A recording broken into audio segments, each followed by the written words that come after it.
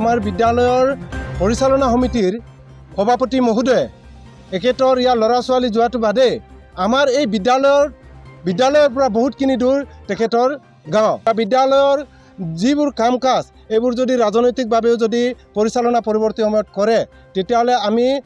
বৃহত্তৰ বৰকামুখ ৰাইজৰ সদৌ বৰকামুখ উন্নয়ন সমিতিৰ তত্ত্বাৱধানত সভা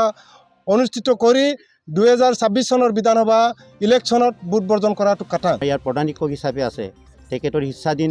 পৰিৱেশৰ জৰিয়তে য'ত যেনেধৰণৰ পৰিৱেশৰ মাজত লুণ্ঠিত হৈ আছে সেইটো বৰ দুখনীয় কথা। ঢকুৱাখানা বিধানসভা সমষ্টিৰ বৰখামুখ গাঁও পঞ্চায়তৰ বৰখা বাঘমৰা উচ্চ মাধ্যমিক বিদ্যালয়ত চলিছে অৰাজকতা। বিদ্যালয় পৰিচালনা সমিতিৰ অভিযোগ অনুসৰি ঢকুৱাখানা সমষ্টিৰ বিধায়কৰ চৰম সাহসত বলীয়মান প্ৰধান শিক্ষক আৰু বিদ্যালয় পৰিচালনা সমিতিৰ সভাপতি কৃষ্ণ পেগুৰ বৰখামুখ অঞ্চলৰ একমাত্ৰ শিক্ষানুষ্ঠানখনত নীতি বহিৰ্ভূতভাৱে কলা শাখাত স্নাতক ডিগ্ৰীধাৰী লালন প্ৰসাদ কুলিক বিজ্ঞান বিষয়ত শিক্ষক হিচাপে নিযুক্তি প্ৰদান কৰি বিদ্যালয়খনৰ ভাৰপ্ৰাপ্ত প্ৰধান শিক্ষক হিচাপে কৰ্ম সম্পাদন কৰি আছে। বৰখামুখ উন্নয়ন সমিতিৰ অভিযোগ অনুসৰি বিজ্ঞান শাখাৰ বিষয় শিক্ষক এগৰাকীক নিযুক্তি দিয়াৰ পৰিৱৰ্তে কলা শাখাত স্নাতক ডিগ্ৰীধাৰী এজনক কেনেকৈ নিযুক্তি দিব পাৰিলে তাৰ পৰিচালনা সমিতি আৰু স্থানীয় ৰাইজে প্ৰশ্ন উত্থাপন কৰিছে।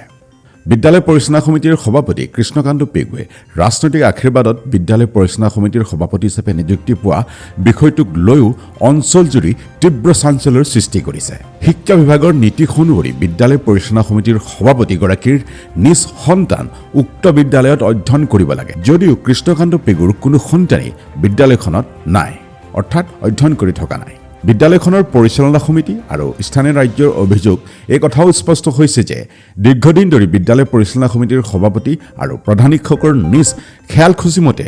আন্তঃগাঁথনিৰ ধন আত্মসাৎ কৰাৰ গুৰুতৰ অভিযোগ উত্থাপিত কৰিছে। বিভাগীয় কৰ্তৃপক্ষৰ লগতে ঢকুৱাখানা বিধানসভা সমষ্টিৰ বিধায়কক বিদ্যালয় পৰিচালনা সমিতি আৰু বৰখামুখ উন্নয়ন সমিতিয়ে বাৰে বাৰে অভিযোগ দিয়াৰ পিছতো কোনো কাণসাৰ নিদিয়াত উপায়ন্তৰ হৈ শিক্ষামন্ত্ৰী আৰু মুখ্যমন্ত্ৰীৰ হস্তক্ষেপ বিচাৰি সংবাদ মাধ্যমৰ আগত কাষ চাপিবলগীয়া হৈছে বুলিও স্থানীয় ৰাইজে আৰু পৰিচালনা সমিতিয়ে জনায়। এই সন্দৰ্ভত প্ৰসেনজিৎ চাংগিয়াৰ এটা বিশেষ প্ৰতিবেদন আছে আৰু গাঁৱৰ ৰাজ্যৰ এখন সংবাদমেল আছে, আপোনালোকক শুনাই ল'ব বিচাৰোঁ। বিদ্যালয় পৰিচালনা সমিতি যেনেকৈ ইয়াত সমিতি গঠন কৰা হয়, এইটো এটা ৰাজনৈতিক চক্ৰান্তত পৰি আজি প্ৰায় কত বছৰ 2009 চনৰ পৰা বৰ্তমানলৈকে মানে ৰাজনৈতিকভাৱেহে ইয়াত সভাপতি নিয়োগ কৰা হয়। যিহেতু আমি সম্পূৰ্ণকে জানো যে 2009 চনৰ যিটো শিক্ষানীতিৰ নিয়ম মতে বিদ্যালয় পৰিচালনা সমিতিৰ সভাপতি এগৰাকী ব্যক্তিহে সভাপতি হ'ব পাৰে যে বিদ্যালয়ত তেখেতৰ ল'ৰা ছোৱালী যোৱাটো বাধ্যতামূলক। কিন্তু যিহেতু বৰ্তমান আমাৰ বিদ্যালয়ৰ পৰিচালনা সমিতিৰ সভাপতি মহোদয়ে একেতৰ ইয়াৰ ল'ৰা ছোৱালী যোৱাটো বাদে আমাৰ এই বিদ্যালয়ৰ পৰা বহুতখিনি দূৰ তেখেতৰ গাঁও। এইকাৰণে আমি এইটো বিদ্যালয় পৰিদৰ্শক মহোদয়ৰ কাৰ্যালয়ক অৱগত কৰিব বিচাৰিছোঁ আৰু দাবী জনাব বিচাৰিছোঁ। আৰু ৰাজনৈতিকভাৱে যদি পৰৱৰ্তী সময়বোৰতো যদি বিদ্যালয় পৰিচালনা সমিতি বা বিদ্যালয়ৰ যিবোৰ কাম কাজ এইবোৰ যদি ৰাজনৈতিকভাৱেও যদি পৰিচালনা পৰৱৰ্তী সময়ত কৰে তেতিয়াহ'লে আমি বৃহত্তৰ বৰকামুখ ৰাইজৰ সদৌ বৰকামুখ উন্নয়ন সমিতিৰ তত্ত্বাৱধানত সভা অনুষ্ঠিত কৰি 2026 চনৰ বিধানসভা ইলেকশ্যনত ভোট বৰ্জন কৰাটো কাটাং। এই কথাটো আজি সাংবাদিকৰ যোগেদি আপোনালোকক জ্ঞাত কৰাই দিলোঁ। ৰাজনৈতিক মানে কাক সন্দেহ কৰে, বৰ্তমানটো আমাৰ যিহেতু ঢকুৱাখানা বিধানসভা সমষ্টিৰ চেয়াৰমেনৰ দায়িত্বত আছে আমাৰ সন্মানীয় বিধায়ক মহোদয়, তেখেতেতো সম্পূৰ্ণ জ্ঞাত। আৰু আমি এইটোৱে বিচাৰোঁ যে এখন শিক্ষা মন্দিৰত ৰাজনৈতিকভাৱে তাত কোনো এটা নীতি নিয়ম বা কাম কাজ প্ৰৱেশ কৰাব নালাগে। শিক্ষা মন্দিৰত বা এটা শিক্ষা লোৱা এখন বিদ্যালয়ত যদি ৰাজনৈতিকভাৱে বা ৰাজনৈতিক চক্ৰান্তত কাম কাজ যদি কৰে তেতিয়াহ'লে ৰাইজে বহুতো মানে দুখ পোৱা যায়। আৰু এই কথাটো ঠিক, ৰাজনৈতিকভাৱে বিদ্যালয় পৰিচালনা সমিতিৰ সভাপতি নিয়োগ কৰাৰ কাৰণে আজি বিদ্যালয় পৰিচালনা সমিতিৰ সভাপতি আৰু বৰ্তমানৰ প্ৰধান শিক্ষক মহোদয়ে মিলে যিহেতু আন্তঃগাঁথনিৰ পৰা আৰম্ভ কৰি বিভিন্ন ধৰণৰ বিদ্যালয়লৈ অহা চৰকাৰীভাৱে অহা কাম কাজ বা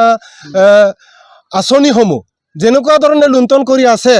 আমাক বিদ্যালয় পৰিচালনা সমিতিক সভাপতিও পৰিচালনা সমিতিক মানে জ্ঞাতও নকৰে, প্লাছ ৰাইজকো একো জ্ঞাত নকৰে। যেনেকুৱা ধৰণৰ কাম কাজ আহে এই কামবোৰ বিদ্যালয় পৰিচালনা সমিতিৰ সভাপতি আৰু বিদ্যালয়ৰ প্ৰধান শিক্ষক মহোদয় দুয়োজনে মিলি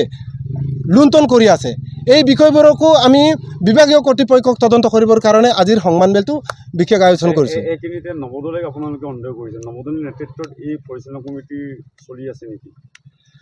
বিষয়টো ৰাজনৈতিকভাৱে যিহেতু বিদ্যালয় পৰিচালনা সমিতিৰ সভাপতি নিয়োজিত কৰে, এই বিষয়টো আপোনালোকক জ্ঞাত কৰিলোঁ। ৰাজনৈতিকভাৱে নিয়োজিত কৰে, যিহেতু আমি ইয়াৰ পৰা দুবাৰ তিনিবাৰ আমি ৰাইজে মিটিং কৰি পেলাই প্ৰস্তাৱ প্ৰপ'জেল গ্ৰহণ কৰি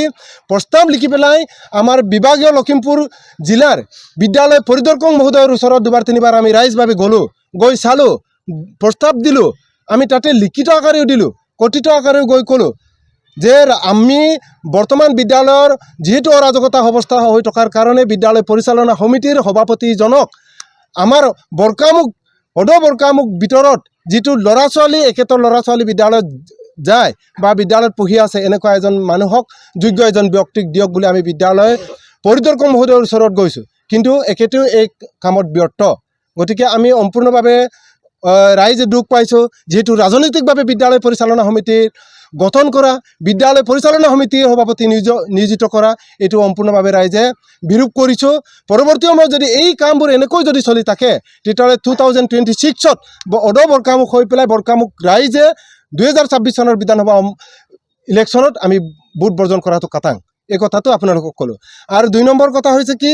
যিহেতু ইয়াত বিদ্যালয়ত যেনেকুৱা ধৰণৰ আঁচনি আহিছে, এই আঁচনিবোৰো য'ত এনেকুৱা একদম মানে ঘৃণনীয় বস্তু প্ৰয়োগ কৰে, যেনে ইটা বালি ৰদ চিমেণ্ট, এইবোৰ মানে যেনেকুৱা ধৰণৰ হয় আপোনালোকে নিশ্চিত। আজি আমি এই আমাৰ বিদ্যালয়খনৰ সৰ্বাংগীন উন্নয়নৰ ক্ষেত্ৰত আপোনালোকৰ জৰিয়তে আমি জনাব বিচাৰিছোঁ, যিহেতু আমাৰ সদৌ বৰকামুখ অঞ্চলটোৰ একমাত্ৰ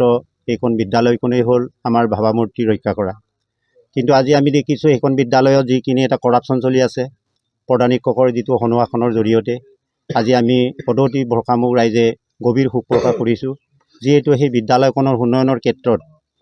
সৰ্বাংগীন উন্নয়নৰ ক্ষেত্ৰত সদৌ বৰকামুখ ৰাইজৰ যিটো সেচ আৰু পানী মিহলি হৈ আছে, আজি আমি দেখিছোঁ যি পৰিৱেশ ইয়াত প্ৰচলিত হৈ আছে, আমি ভাষা নাই সেই বিষয়টো লৈ পেলাই আজি এটাই অনুৰোধ জনাইছোঁ যে এই বিদ্যালয়খনৰ যিখিনি এতিয়া কৰাপশ্যন চলি আছে, দুৰ্নীতি চলি আছে, নানান অভিযোগ উত্থাপন হৈছে, নানান ধৰণৰ ইয়াত পৰিৱেশ সৃষ্টি হৈছে, এই সমস্যাসমূহ দূৰীকৰণাৰ্থে মই এটাই অনুৰোধ জনাইছোঁ আপোনালোকৰ জৰিয়তে, যিহেতু ইয়াৰ এটা বিভাগীয় কৰ্তৃপক্ষ আছে, বিভাগীয় ইয়াত সাংসদীয়ভাৱেও ইয়াত জড়িত আছে, কাজে মই সেই বিদ্যালয়খনৰ যিখিনি কৰাপশ্যনৰ বিষয়টো তদন্ত অনতিপলমে কৰি বিভাগীয় কৰ্তৃপক্ষৰ জৰিয়তে আমাক ইয়াত সৰ্বাংগীন উন্নয়নৰ পথ এটা দেখুৱাব লাগে ৰাইজক আমি আশা ৰাখিছোঁ, আমি বিশ্বাস ৰাখিছোঁ, যিহেতু এই অনুষ্ঠানটি যে আমাৰ বিভাগীয় কৰ্তৃপক্ষৰ জৰিয়তে ইয়াত যি ধৰণৰ এটা ইয়াত প্ৰতি বছৰে আমাৰ আন্তঃগাঁথনিৰ পইচা আহে আৰু বিভাগীয় কৰ্তৃপক্ষৰ ফালৰ পৰা যিকোনো বিভাগৰ পৰা নানান ধৰণৰ ইয়াৰ স্কিম চলি থাকে। আজি আমি এটাই প্ৰশ্ন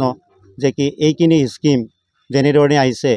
বা আন্তঃগাঁথনিৰ পইচা কিমান আহিছে এইখিনি জনাটো আমাৰ অভিভাৱক ফালৰ পৰা আৰু SMDC ফালৰ পৰা জনাটো অধিকাৰ নাই নেকি? নিশ্চয় আছে, কিন্তু এই কথাখিনি আমাক আজি অজ্ঞাতে যিজন আমাৰ ইয়াৰ প্ৰধান শিক্ষক হিচাপে আছে তেখেতৰ ইচ্ছাধীন পৰিৱেশৰ জৰিয়তে য'ত যেনেধৰণৰ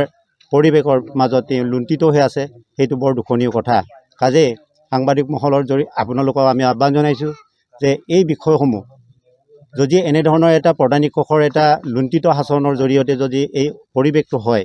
তেতিয়াহ'লে আমাৰ মানৱ সম্পদ গঢ়াৰ ক্ষেত্ৰত বা শিক্ষানুষ্ঠানৰ শৈক্ষিক পৰিৱেশৰ ক্ষেত্ৰত আমি অভিভাৱক হিচাপে কিমান দূৰ আমি আশা কৰিব পাৰিম, সেয়া নিশ্চিত যে আমি তাত আশা কৰিব নোৱাৰিম। কাজে মই অনুৰোধ জনাইছোঁ যে কি এই বিদ্যালয়খনৰ যিটো কৰাপশ্যনটো মই অনুৰোধ জনাইছোঁ এই সাংবাদিক মহলৰ যোগেদি মাননীয় শিক্ষামন্ত্ৰী অসম মহোদয় আৰু আমাৰ বিভাগীয় কৰ্তৃপক্ষ জিলা উপ মহাপৰিদৰ্শকৰ জৰিয়তে সেই বিদ্যালয়খনৰ ভৱিষ্যত উন্নয়নৰ ক্ষেত্ৰত তদন্ত কৰি আমাৰ যিখিনি ইয়াত কিছুমান সজানীতি ভুল কৰা বা এনে এটা পৰিৱেশ সৃষ্টি কৰাটো 2024 চনলৈকে 2009 চনৰ পৰা 2024 চনলৈকে মেট্ৰিকৰ যিবোৰ হিচাপ ইত্যাদি এইবোৰ অডিট আমি বিচাৰি বাগৰি গ'লোঁ। গতিকে আমি মুখ্যমন্ত্ৰীক সম্পূৰ্ণ আশা কৰিছোঁ, মুখ্যমন্ত্ৰী ডাঙৰীয়ালৈ সম্পূৰ্ণভাৱে আমি কাতৰে অনুৰোধ কৰিছোঁ অদ বৰকামুখ ৰাইজপালৰ পৰা এই বৃহত্তৰ বৰকামুখ এৰিয়াক মানে নিশ্চিতভাৱে এই বিদ্যালয়ৰ দুৰ্নীতিবোৰক তদন্ত কৰি পেলাই আমাক ন্যায় দিয়ক, এই কথাকে মুখ্যমন্ত্ৰী ডাঙৰীয়ালৈ আমি অনুৰোধ কৰিছোঁ।